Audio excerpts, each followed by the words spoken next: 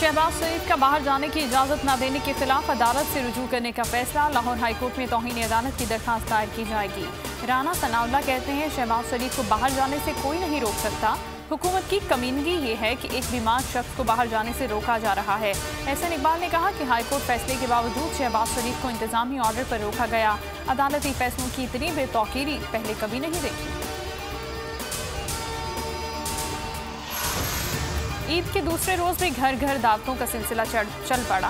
कल के मेजबान आज के मेहमान बन गए। खवातीन ने किचन का महा संभाल लिया। घर घर चटखारे दाल पकवानों की खुशबुएं महकने लगी। मीठे का भी खास एहतमाम। खातिरदारी के साथ साथ ईदी का सीन भी ऑन।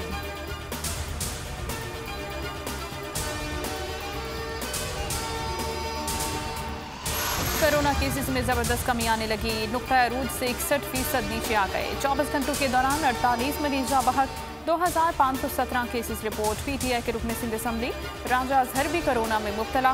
मुल्क में तमाम सरकारी और निजी तालीमी इदारे 23 मई तक बंद रहेंगे। वफाकी वजारत तालीम ने सूबाई हुकूमतों को मरासला लिख दिया।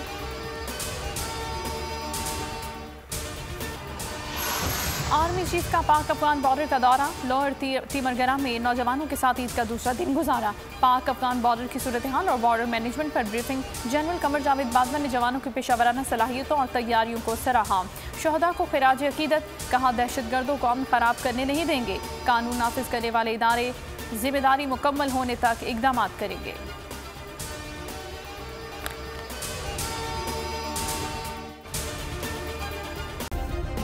सब्सक्राइब करें और बेल दबाएं ताकि कोई खबर रह न जाए।